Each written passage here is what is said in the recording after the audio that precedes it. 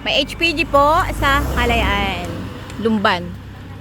So galing ako sa Lumban at bumili ng uniform ng anak kong susutin bukas sa graduation at nagpalinis ako ng motor. And look,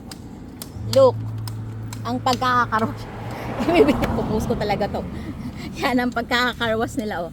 Nilinis pa daw po yan, ha. Yan. And dahil nga mayroong checkpoint, sinilip, napansin din nung kasama ko ang dumi ng motor. Pinali ko doon sa pinagkarwasyan ko. Nag-away pa kami dahil dapat daw detailed. Ang sinabi kong linis. Napagkadumi. So 130 yung sinil sa akin dito sa car wash.